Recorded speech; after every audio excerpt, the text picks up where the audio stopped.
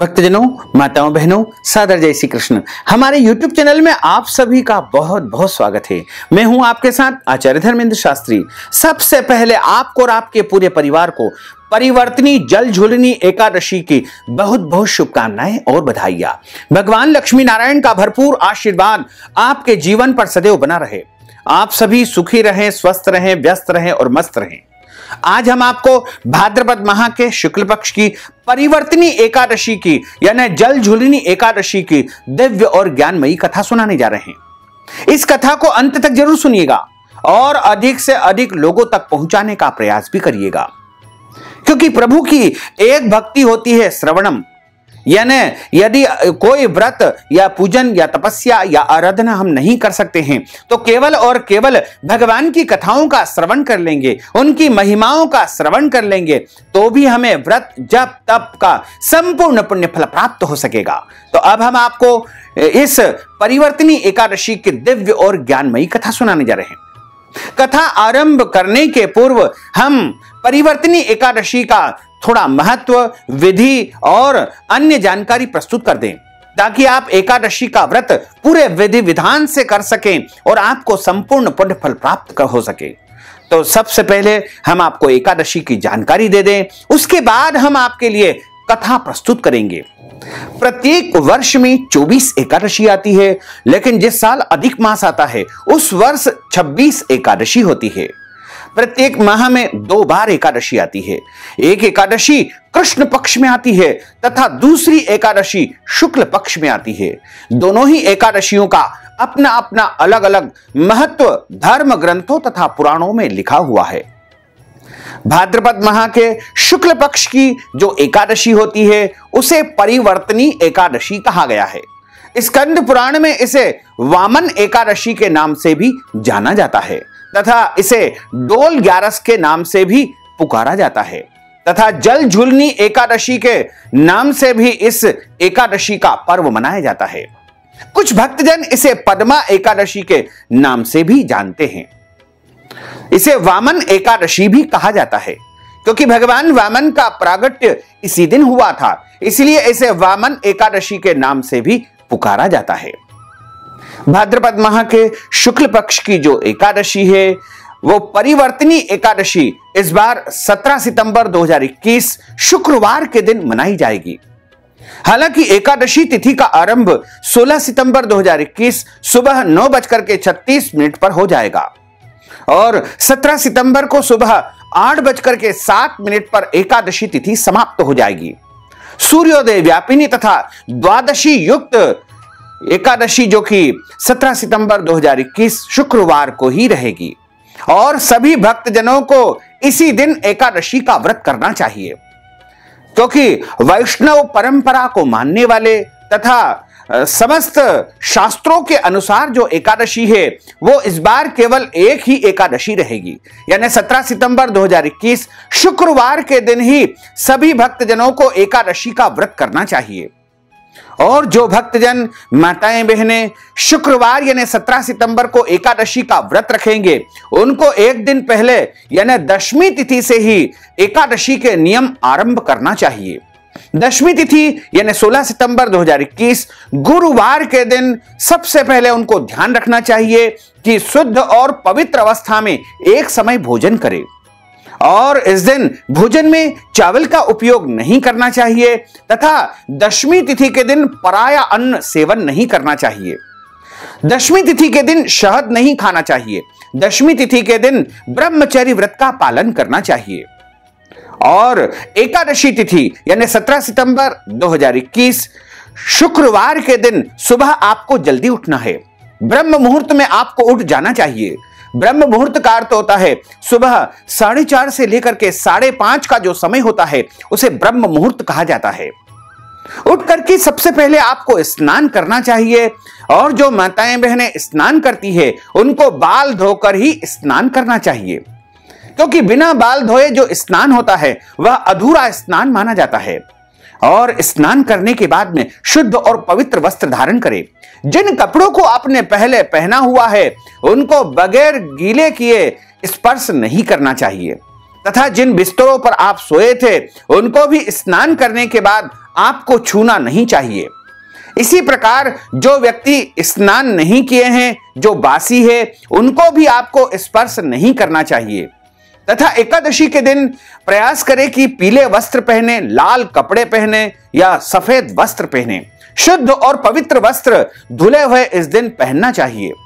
और सबसे पहले अपने भगवान का पूजन अर्चन करें, सूर्य भगवान को जल अर्पित करें और उसके बाद में भगवान लक्ष्मी नारायण का, बाल गोपाल जी का, ठाकुर जी का विशेष पूजन अर्चन करें, उनका श्रृंगार करें, उनको नए नए वस्त्र धारण करवाएं, तुलसी जी के पत्ते उनको चढ़ाएं और उनको नैवेद्यम समर्पित करें तथा भगवान के सामने बैठ करके एकादशी व्रत का संकल्प धारण करना चाहिए। संकल्प का अर्थ होता है प्रतिज्ञा करना या शपथ लेना। संकल्प प्रत्येक अवस्था में लेना चाहिए। यदि आप निष्काम व्रत करते हैं, यानी आपके मन में किसी भी प्रकार की कोई कामना नहीं है और आप एकादशी का व्रत कर रहे हैं, तो भी आपको संकल्प धारण करना चाहिए। यदि आप सकाम व्रत करते हैं, यानी एकादशी से कोई फल प्राप्ति की इच्छा यदि आपके मन में है, तो भी आपको संकल्प धारण करना चाहिए। दोनों ही अवस्था में आपको संकल्प अवश्य ही धारण करना चाहिए। वैसे तो संकल्प हाथ में जल लेकर के, सुपारी, पुष्प और कुछ दक्षिणा इत्यादि पैसे रख करके और चावल के स्थान पर आप जव अथवा तिल के अक्षत रख करके और संकल्प को धारण करें।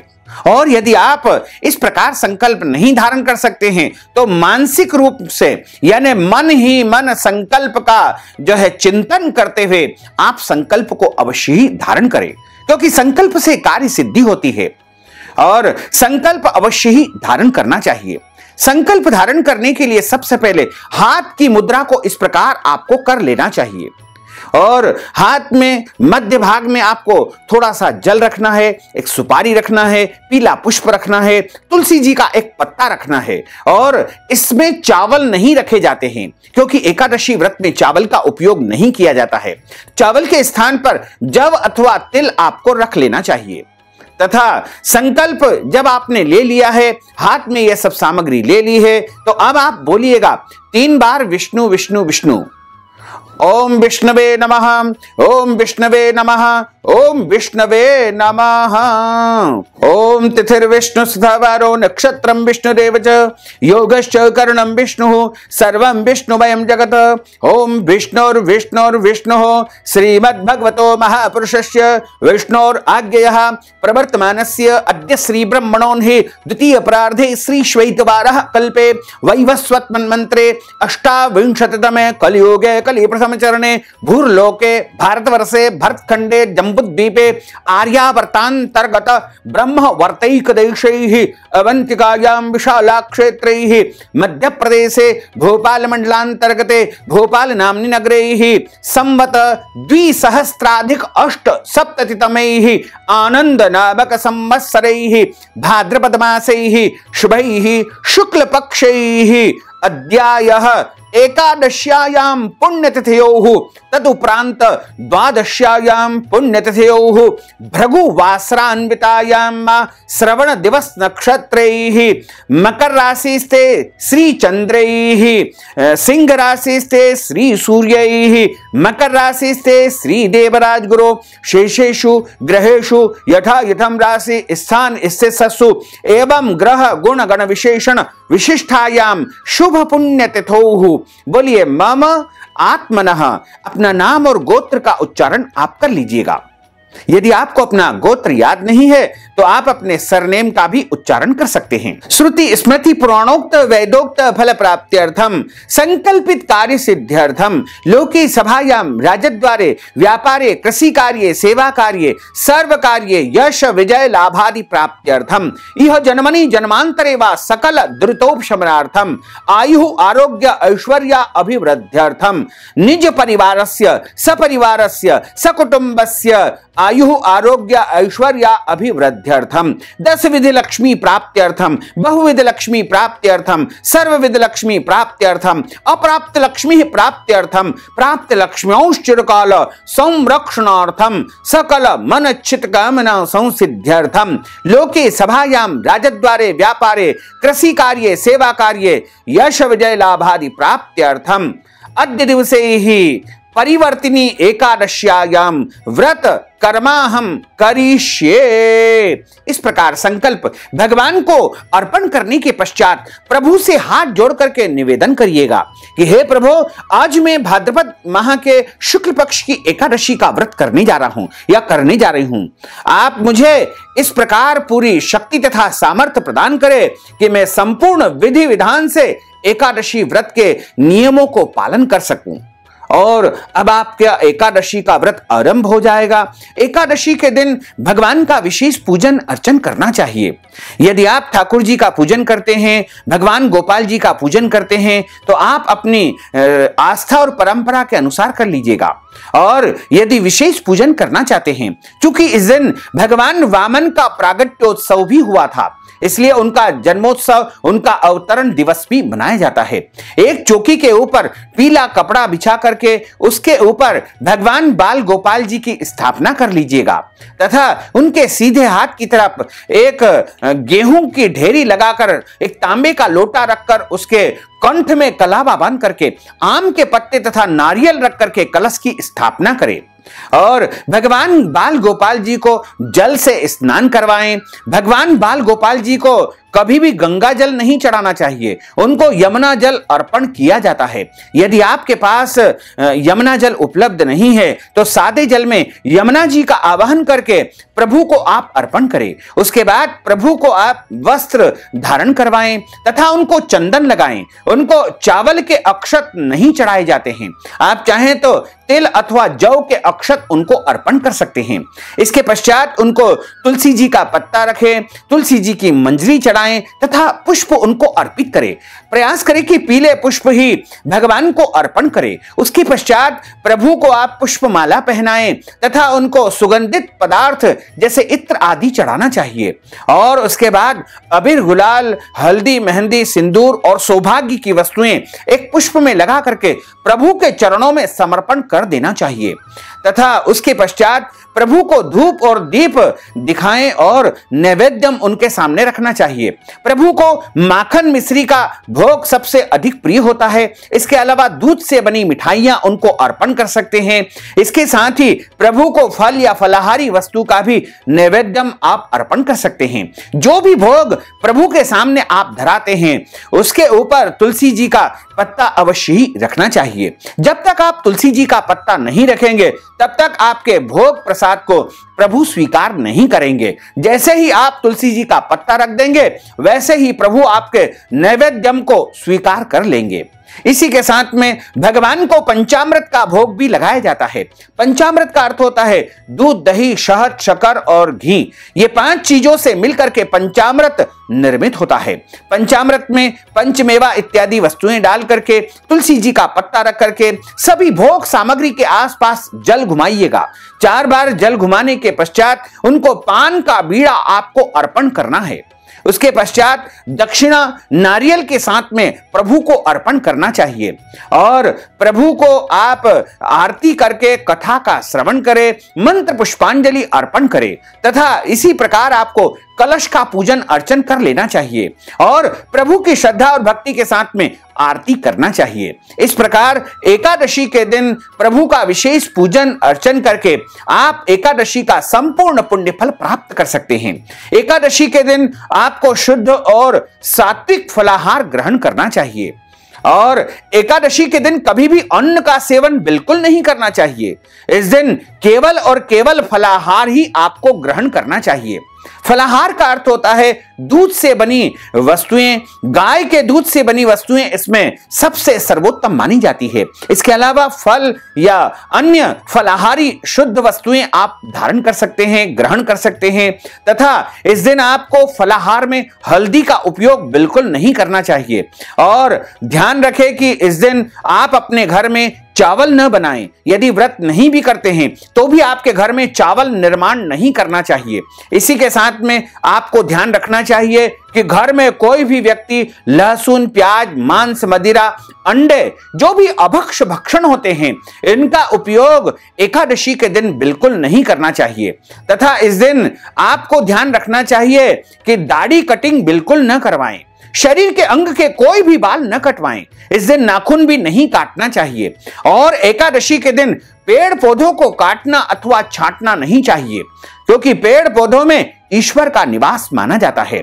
इसी प्रकार एकादशी के दिन आपको झूठ नहीं बोलना चाहिए, एकादशी के दिन क्रोध नहीं करना चाहिए, एकादशी के दिन वाद विवाद या लड़ाई झगड़ा बिल्कुल नहीं करना चाहिए और एकादशी के दिन घर आए हुए किसी भी याचक, भिखारी या जरूरतमंद व्यक्ति को खाली हाथ नहीं लौटाना चाहिए। अपनी श्रद्धा, भक्ति या हैसियत के अनुसार कुछ न कुछ दान पुण्य आपको अवश्य ही करना चाहिए। और जो भक्तजन, माताएं, बहनें एकादशी का व्रत करते हैं, उनको एकादशी की कथा अवश्य ही ब्राह्मण के मुख से ही सुनना चाहिए, क्योंकि ब्रह्म वाक्य जनार्दन। और कथा सुनने के बाद उनको श्रद्धा और भक्ति के अनुसार दान दक्षिणा अवश्य ही प्रदान करना चाहिए। इसी तरह एकादशी के दिन आपको अपने घर के बड़े बुजुर्ग जैसे माता पिता, सास ससुर या वरिष्ठ जनों का अपमान नहीं करना चाहिए। एकादशी के दिन साधु संतों का भी अपमान नहीं करना चाहिए और एकादशी के दिन देवताओं की निंदा नहीं करना चाहिए, ब्राह्मणों की बुराई नहीं करना चाहिए और शास्त्रों की भी आलोचना बिल्कुल नहीं करना चाहिए। और एकादशी के दिन में सोना नहीं चाहिए। यदि किसी कारणवश आप सो जाते हैं तो आपको स्नान करके ही पूजन अर्चन करना चाहिए तथा एकादशी के दिन रात्रि में जागरण अवश्य करना चाहिए। और यदि पूरी रात आप नहीं जाग सकते हैं तो 1 पहर, 2 पहर, 3 पहर जितना आप जाग सके उतना जागरण करके भगवान का भजन करें, भगवान का कीर्तन करें, गोपाल सहस्त्र नाम का पाठ करें, विष्णु सहस्त्र नाम का पाठ करें या भगवान के पवित्र स्तोत्रों का पठन पाठन आपको एकादशी के महापर्व पर करना चाहिए। यदि आपके घर परिवार में जन्म अथवा मृत्यु का सूतक लग जाता है तो ऐसी अवस्था में आप व्रत तो करें लेकिन भगवान का पूजन अर्चन न करें। किसी और के माध्यम से आप पूजन करवा सकते हैं, कन्या के माध्यम से या ब्राह्मण के द्वारा आप पूजन अर्चन संपन्न करवा सकते हैं। यदि गर्भा अवस्था में माताएं बहनें हैं और वो एकादशी का व्रत करना चाहती है तो वो भी व्रत कर सकती है, लेकिन अच्छी प्रकार से फलाहार करके ही उनको व्रत करना चाहिए, क्योंकि उनके पेट में, उनके उदर में एक बच्चा पल रहा है और बच्चा भगवान का स्वरूप माना जाता है। इसी प्रकार एकादशी के दिन दवाई लेने में किसी भी प्रकार का कोई दोष नहीं माना जाता है और एकादशी के दिन जल पीने का भी कोई दोष नहीं माना जाता है।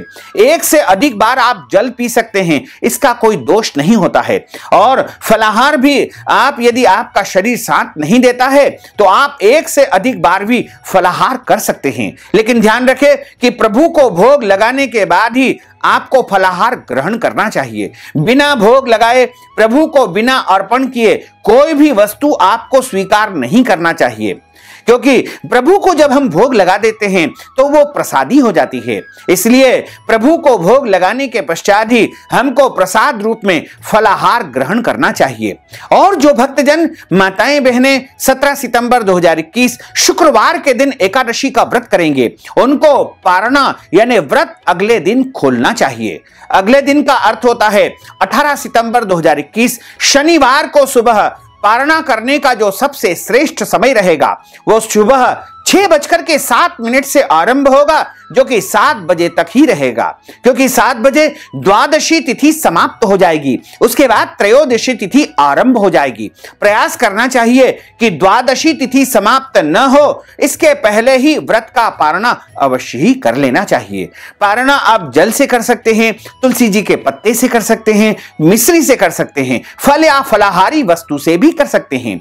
जब हम पारणा करते हैं तो उस समय ब्राह्मण को अन्न दान किया जाता है या फिर भोजन का दान भी कर सकते हैं, या अन्न दान के निमित्त ब्राह्मण को आप नगद राशि भी प्रदान कर सकते हैं। तथा एकादशी और द्वादशी के दिन आप गौ माता की सेवा भी करें, क्योंकि गौ माता के अंदर समस्त देवी देवताओं का निवास माना गया है। गौ माता को हरी घास खिलाएं, गौ माता को रोटी खिलाएं, गौ माता को अन्न खिलाएं, यानी गौ माता को आप सभी वस्तुएं खिला सकते हैं, इसका कोई दोष नहीं है। लेकिन ध्यान रखना चाहिए कि इस दिन गौ माता को झूठी वस्तु बिल्कुल नहीं खिलाना चाहिए और घर आए हुए कोई भी याचक या मांगने वाले को भी झूठी वस्तु का दान नहीं करना चाहिए। इस तरह यदि आप एकादशी का व्रत करेंगे तो आपको एकादशी का संपूर्ण पुण्य फल प्राप्त हो सकेगा। तो ये एकादशी की सबसे महत्वपूर्ण जानकारी थी जो आपको हमने बताई है। अब हम आपको एकादशी की दिव्य कथा सुनाने जा रहे हैं। इस कथा को आप अंत तक जरूर सुनिएगा और अधिक से अधिक लोगों तक पहुंचा करके एकादशी का संपूर्ण पुण्य फल प्राप्त कर सकेंगे, क्योंकि प्रभु की नवधा भक्ति बताई गई है। यानी प्रभु की जो 9 प्रकार की भक्ति है उनमें एक भक्ति होती है श्रवणम, यानी भगवान की कथाओं का श्रवण करना, प्रभु की महिमाओं का श्रवण करना। तो यदि आप व्रत करके कथा का श्रवण करते हैं तो निश्चय ही आपको एकादशी व्रत का संपूर्ण पुण्य फल प्राप्त हो सकेगा। और यदि आप व्रत नहीं करते हैं और केवल कथा का श्रवण कर लेंगे तो आपके श्रवण मात्र से ही सारे पाप क्षय हो जाएंगे तथा एकादशी का भी संपूर्ण पुण्य फल आपको प्राप्त हो सकेगा। तो अब हम आपको परिवर्तिनी एकादशी की दिव्य और ज्ञानमयी कथा सुनाने जा रहे हैं। बोलिए गोपाल कृष्ण भगवान की जय, श्री वृंदावन बिहारी लाल की जय। सच्चिदानंद रूपाय विश्वोत्पत्त्यादि हेतवे तापत्रय विनाशाय श्री कृष्णाय वयं नुमः। कृष्णाय वासुदेवाय हरये परमात्मने प्रणतः क्लेशनाशाय गोविंदाय नमो नमः। वसुदेव सुतं देवं कंसचाणूरमर्दनं देवकी परमानंदं कृष्णं वंदे जगद्गुरुं। जय जय श्री राधा रमण, जय जय नवल किशोर, जय गोपी चित चोर प्रभु, जय जय माखन चोर। मात मेरी श्री राधिका, पिता मेरे घनश्याम, इन दोनों की चरणन में मेरा बारंबार प्रणाम, मेरा बारंबार प्रणाम, मेरा बारंबार प्रणाम। मोहिनी मूरत श्याम की वो मन रही समाय, जो मेहंदी के पात में लाली रही समाय। धन यौवन एक दिन उड़ जाएंगे जैसे उड़े कपूर, मन मूरख तू राम भज क्यों चाटे जगधूर। वरहा पीडम नटवर बपु कर्णयोः कर्णिकारं, विभ्रद्वास कनक कपीशं वेजयन्तीं च मालां। रन्ध्रान् वेणोर्धर सुधया पूरयन् गोपवृन्दैः, वृन्दारण्यं स्वपदरमणं प्राविशत गीत कीर्तिः। कस्तूरी तिलकं ललाटपटले वक्षस्थले कौस्तुभं, नासाग्रे मरवौक्तिकं करतले वेणुः करे कंकणं। सर्वांगे हरिचंदनं सुललितं कंठे च मुक्तावलिं, गोपस्त्री परिवेष्टितो विजयते गोपाल चूड़ामणिं। फुल्लेन्दीवरकान्तिमिन्दुवदनं वरहावतं सप्रियं, श्रीवत्साङ्कमुदार कौस्तुभधरं पीताम्बरं सुन्दरं। गोपीनां नयनोत्पलार्चिततनुं गोगोपसंघावृतं, गोविन्दं कलवेणुवादन परं दिव्यांगभूषणं भजे। करारविन्देन पदारविन्दं मुखारविन्देन विनिवेशयन्तीं, वटस्य पत्रस्य पुटेशयानं बालं मुकुन्दं मनसा स्मरामि। बोल श्री गिरिराज धरण की जय, श्री गोवर्धननाथ भगवान की जय, श्री श्याम सुंदर यमुने महारानी की जय, श्री वल्लभाधीश की जय, श्री गुसाई जी महाराज की जय। स्कंद पुराण में जो परिवर्तिनी एकादशी की कथा बताई गई है उसमें लिखा हुआ है, युधिष्ठिर उवाच नभस्य सिते पक्षे तु किं नाम एकादशी भवेत्, को देवः को विधिस्तस्य किम पुण्यम च वदश्वनः। एक समय की बात है, राजा युधिष्ठिर ने भगवान कृष्ण को प्रणाम किया और उनको प्रणाम करने के बाद उनसे पूछा कि हे माधव, हे केशव, भाद्रपद माह के शुक्ल पक्ष की एकादशी का क्या नाम है और उसकी विधि क्या है और उसको व्रत करने से कौन से पुण्य फल मनुष्य को प्राप्त होते हैं। कृपा करके मैं आपके श्री मुखारविंद से जानना चाहता हूं। भगवान कृष्ण बोले कि हे राजन, इसका बड़ा पुण्य है और स्वर्ग तथा मोक्ष को देने वाली और सब पापों को हरने वाली उत्कृष्ट एकादशी है, जिसे वामन एकादशी कहा जाता है तथा हे राजन, इसे जयंती एकादशी भी कहा जाता है। और भगवान इस दिन करवट बदलते हैं, इसलिए इसे परिवर्तनी एकादशी के नाम से भी जाना जाता है। यह उत्तम जयंती का व्रत पापी मनुष्यों को पापों को शांत करने वाली है, यानी उसके जन्म जन्मांतर के समस्त पाप जड़ से समाप्त हो जाते हैं और इससे परे और कोई मोक्ष देने वाला व्रत है ही नहीं। हे राजन, मोक्ष के चाहने वाले मनुष्य को यह व्रत अवश्य ही करना चाहिए।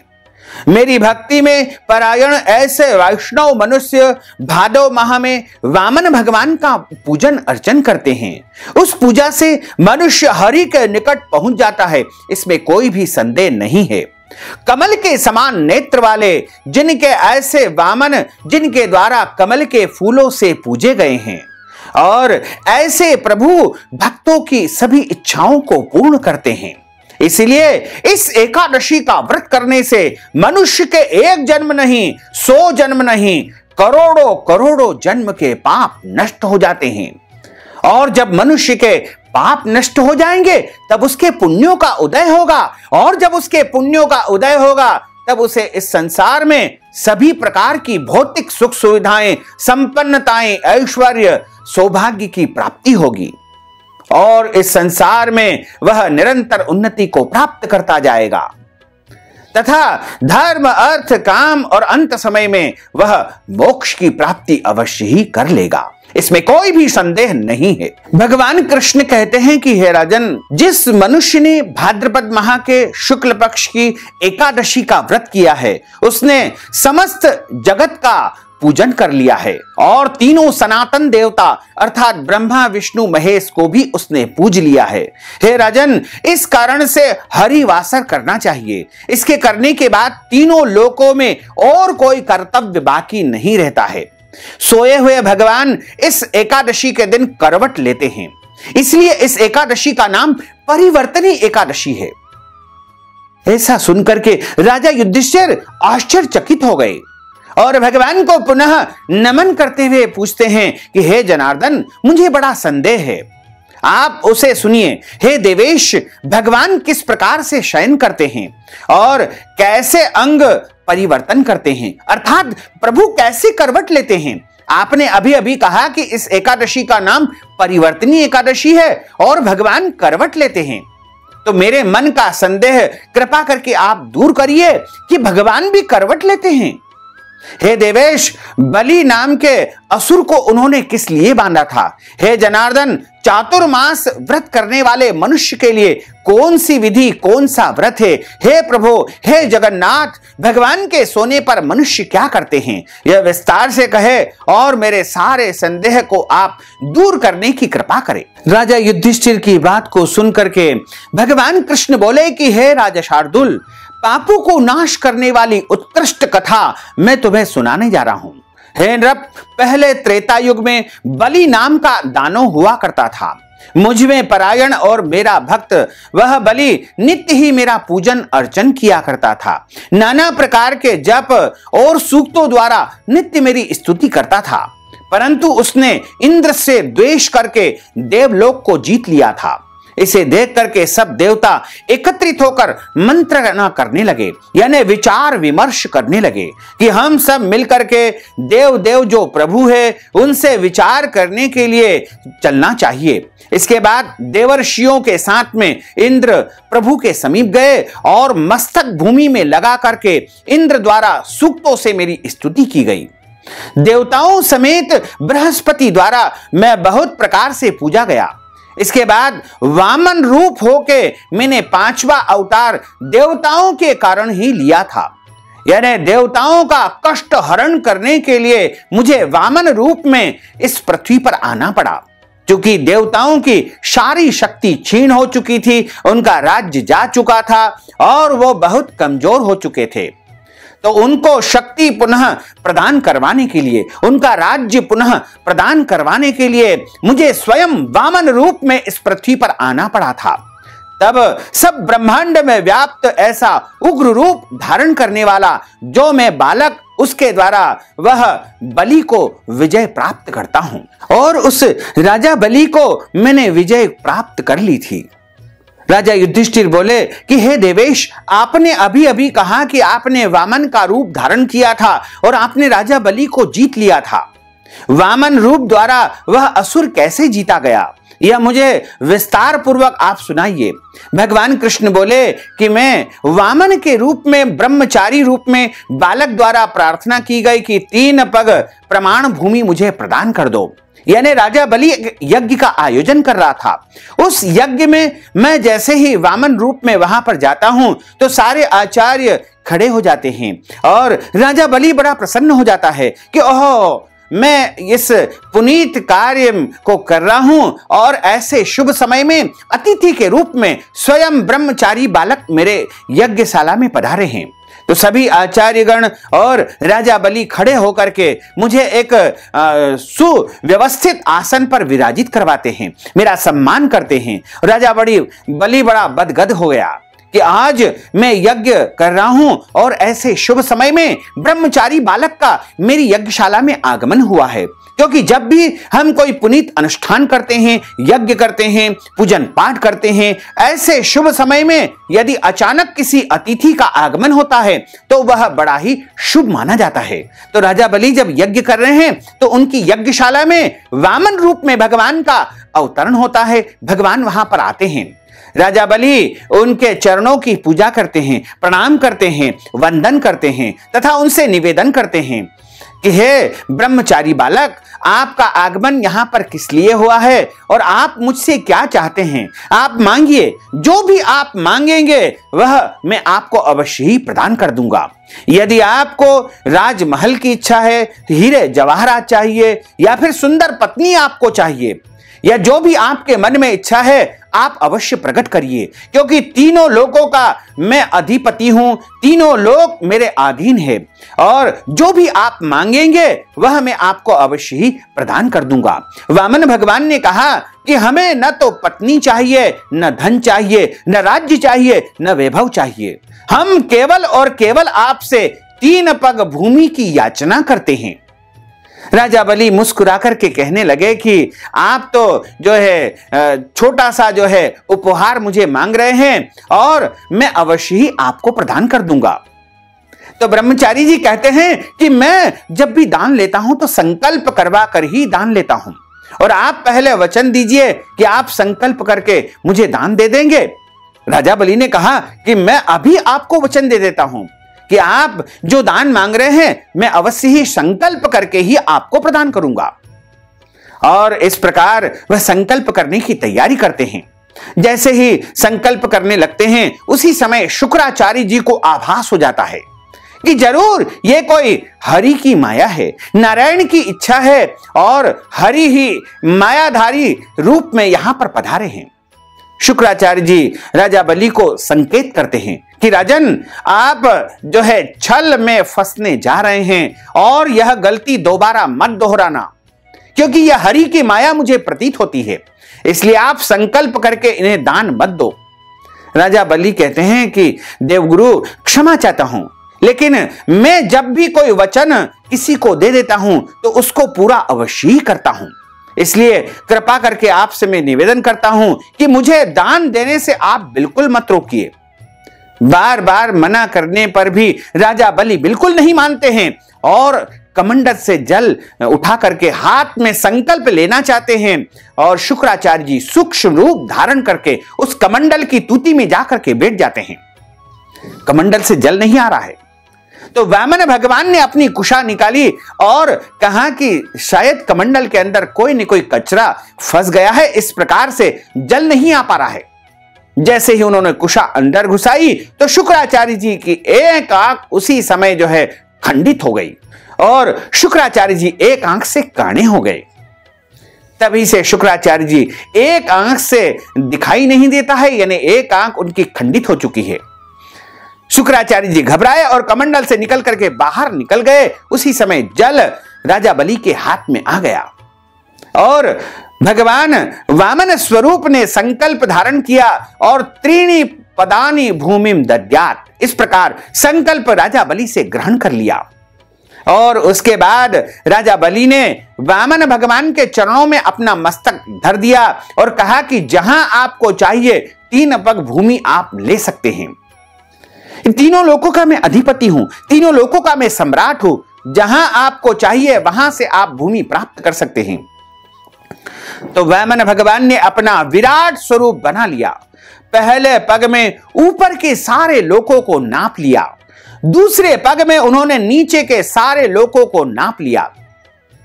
अब राजा बलि समझ गया कि साक्षात नारायण है, ये कोई और साधारण मनुष्य नहीं है। तब वामन भगवान कहते हैं कि राजन, 2 पग भूमि में संपूर्ण ब्रह्मांड तीनों लोकों को मैंने नाप लिया है और तुमने 3 पग भूमि देने का संकल्प मुझे किया है। अब तीसरा पग कहां रखूं मुझे बताओ। तब वामन भगवान से निवेदन करते हैं राजा बलि कि हे प्रभु, आप अंतर्यामी है, आप कृपालु है, आप दयालु है और मैंने संकल्प किया है, इसलिए मैं संकल्प से जो है मुकरता नहीं हूं। तो आपसे निवेदन करता हूं कि तीसरा पग मेरे मस्तक पर आप धर दीजिए। और प्रभु ने तीसरा पग राजा बलि के मस्तक पर रख दिया और इस प्रकार तीनों पग में राजा बलि का सर्वस्व प्रभु ने प्राप्त कर लिया। इस प्रकार भगवान कृष्ण कहते हैं कि हे राजन, तीनों पग में मैंने सब कुछ प्राप्त करके देवताओं को उनका राज्य पुनः प्रदान कर दिया और वह बलि को मैंने 3 पग जो है भूमि में ही सब कुछ प्राप्त कर लिया था। और राजा बलि की भक्ति को देखकर मैं अत्यधिक प्रसन्न हो गया और उसको मैंने वरदान दिया कि जाओ, तुमको मैं पाताल लोक का राजा बनाता हूं और आज से तुम पाताल लोक में निवास करोगे। उस बलि का विनय देख करके मैं प्रसन्न हो गया और उस बलि को कहा कि निरंतर मैं तुम्हारे समीप निवास करूंगा और तुम भादो माह के शुक्ल पक्ष में परिवर्तनी एकादशी का व्रत करो। वहां पाताल में मेरी एक मूर्ति बलि का आश्रय लेके स्थित है और दूसरी उत्तम क्षीर सागर में शेषनाग की पीठ पर विराजित है। जब तक कार्तिक आता है तब तक ऋषिकेश भगवान शयन करते हैं और उनके शयन के समय जो पुण्य होता है सो सब पुण्यों में उत्तम है। और इस कारण है राजन, इस महापुण्य पवित्र और पाप को हरने वाली एकादशी के दिन मैं करवट बदलता हूं, इसीलिए इसको परिवर्तनी एकादशी कहा गया है। इस एकादशी के दिन सोए हुए नारायण करवट परिवर्तित करते हैं। इससे तीनों लोकों में जो है पुण्यों का उदय होता है, इसलिए इस एकादशी को सबसे बड़ी एकादशी माना गया है। इस दिन देवाधिदेव नारायण का पूजन करना चाहिए और दही का दान करना चाहिए और चावल के साथ चांदी का दान करके और रात्रि में जागरण करके मनुष्य सभी पापों से मुक्त हो जाता है। हे राजन, इस प्रकार जो सब पापों को हरने वाली, भुक्ति और मुक्ति को देने वाली शुभ एकादशी का व्रत करता है, वह देवलोक में प्राप्त होकर के चंद्रमा के समान शोभा को प्राप्त करता है। जो मनुष्य इस एकादशी की कथा का श्रवण करता है वो हजारों हजार अश्वमेध यज्ञ का फल प्राप्त कर लेता है।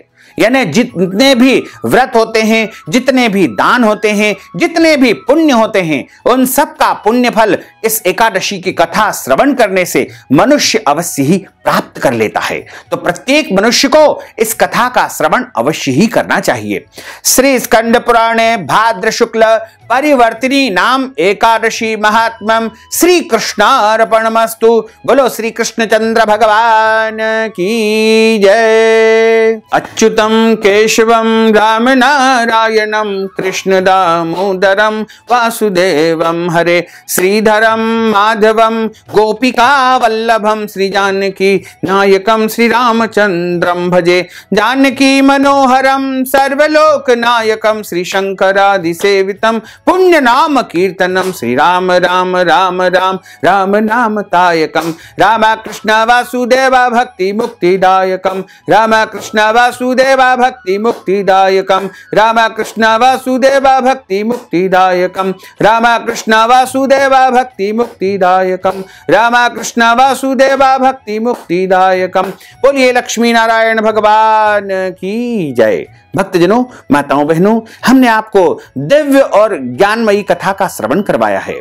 यदि आप इस एकादशी के निमित्त नगद राशि प्रदान करना चाहते हैं, दान दक्षिणा देना चाहते हैं, अन्नदान करना चाहते हैं, फलाहार के निमित्त दान राशि प्रदान करना चाहते हैं, या फिर गौ दान देना चाहते हैं, स्वर्ण दान देना चाहते हैं, वस्त्र दान देना चाहते हैं, भूमि दान देना चाहते हैं, या गौ सेवा के निमित्त कोई भी नगद राशि प्रदान करना चाहते हैं, या फिर आप द्वादशी के निमित्त पारणा के लिए धन राशि प्रदान करना चाहते हैं, या फिर पारणा के समय अन्नदान या ब्राह्मण भोजन यदि आप करवाना चाहते हैं, तो आप हमारी पेटीएम के माध्यम से, गूगल पे के माध्यम से, फोन पे के माध्यम से या अकाउंट नंबर के माध्यम से नगद राशि पहुंचा करके एकादशी का संपूर्ण पुण्य फल प्राप्त कर सकते हैं। साथ ही आपसे अनुरोध है कि हम सब मिलकर के अब भगवान की आरती का गायन करेंगे। आप और हम सब मिलकर के अब आरती गायन आरंभ करते हैं। बोलिए लक्ष्मी नारायण भगवान की जय। ओम जय जगदीश हरे, स्वामी जय जगदीश हरे, भक्त जनों के संकट, दास जनों के संकट क्षण में दूर करे। ओम जय जगदीश हरे, जो ध्यावे फल पावे, दुख बिन से मन का, स्वामी दुख बिन से मन का, सुख संपत्ति घर आवे, सुख संपत्ति घर आवे, कष्ट मिटे तन का। ओम जय जगदीश हरे, मात पिता तुम मेरे, शरण गहूँ में किसकी, स्वामी शरण गहूँ में किसकी, तुम बिना और न दूजा, प्रभु बिना और न दूजा, आस करूं मैं किसकी। ओम जय जगदीश हरे, तुम पूर्ण परमात्मा, तुम अंतर्यामी, स्वामी तुम अंतर्यामी, पार ब्रह्म परमेश्वर, पार ब्रह्म परमेश्वर, तुम सबके स्वामी। ओम जय जगदीश हरे, तुम करुणा के सागर, तुम पालन करता, स्वामी तुम पालन करता, मैं सेवक तुम स्वामी, मैं सेवक तुम स्वामी, कृपा करो भरता। ओम जय जगदीश हरे, तुम हो एक अगोचर, सबके प्राणपति, स्वामी सबके प्राणपति, किस विध मिलहूँ दयामय, किस विध मिलहूँ दयामय, तुमको मैं सुमति। ओम जय जगदीश हरे, दीन बंधु दुख हरता, तुम ठाकुर मेरे, स्वामी तुम रक्षक मेरे, अपने हाथ बढ़ाओ, अपने हाथ उठाओ, द्वार पड़ा तेरे। ओम जय जगदीश हरे, विषय विकार मिटाओ, पाप हरो देवा, स्वामी पाप हरो देवा, श्रद्धा भक्ति बढ़ाओ, श्रद्धा प्रेम बढ़ाओ, संतन की सेवा।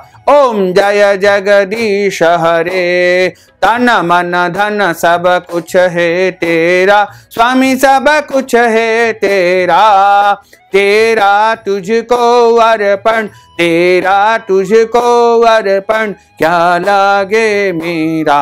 ओम जय जगदीश हरे, पूर्ण ब्रह्म की आरती जो कोई नर गावे, स्वामी जो कोई नर गावे, कहत शिवानंद स्वामी, जपत हर हर स्वामी, मन वांछित फल पावे। ओम जय जगदीश हरे, जय जगदीश हरे, स्वामी जय जगदीश हरे, प्रभु जय जगदीश हरे, मोहन जय जगदीश हरे। भक्त जनों के संकट, दास जनों के संकट, बंसी वाला दूर करे, ओम जय जगदीश हरे। कर्पूर गौरम करुणावतारम संसार सारम भुजगेन्द्रहारम सदा वसंतम हृदयारविंदे भवम भवानी सहितम नमामि। मंदार मालां कुलचालकाय कपाल मालां शेखराय दिव्यांबराय दिगंबराय नमः शिवाय ओम नमः शिवाय नमः शिवाय ओम नमः शिवाय नमः शिवाय ओम नमः शिवाय नमः शिवाय ओम नमः शिवाय। हरि ओम मा यज्ञेन यज्ञमय जंत देवा स्थान धर्माणि ब्रह्माण्या सन्नति हनाकं महिमानः सचंत्रयत्र पूर्वे साध्याः सन्ति देवाः। ओम राजाधिराजाय प्रसय्य साहिने नमो वयम्बे श्रवणाय कुर्महे समे कामान काम कामाय मह्यं कामेश्वरो वै श्रवणो दधातु कुबेराय वै श्रवणाय महाराजाय नमः। ओम स्वस्ति साम्राज्यं भोज्यं स्वराज्यं वैराज्यं पारमेष्ठ्यं राज्यं महाराजमाधिपत्यमय्यं समन्तपर्यायै स्यात् सार्वभौम सार्वायु शान्तार्धा परार्धात् पृथिव्यै समुद्र पर्यन्ताय एक राडपेश श्लोको भिक्तो मर्तः परिवेष्टारो मर्तस्यावसान ग्रहे आविक्षितस्य कामप्रे विश्वे देवा सभासदित्यं विश्व तच्चक्षुरुत विश्वतो मुखो विश्वतो बाहुरुतस्पात् संबाहुभ्यां धमति संपतत्रैर्द्यावा भूमिं जनेन देव एकः। ओम एकदन्ताय विद्महे वक्रतुंडाय धीमहि तन्नो दन्तिः प्रचोदयात् आदि शक्ति च विद्महे जगन्माताय धीमहि तन्नो शक्तिः प्रचोदयात् महालक्ष्मी च विद्महे विष्णुपत्न्यै च धीमहि तन्नो लक्ष्मीः प्रचोदयात् नारायणाय विद्महे वासुदेवाय धीमहि तन्नो विष्णुः प्रचोदयात्। ओम नाना सुगंध पुष्पाणि यथा कालोद्भवानि च पुष्पांजलिं मया दत्तं गृहाण परमेश्वर मंत्र पुष्पांजलिं समर्पयामि। नमो नमः।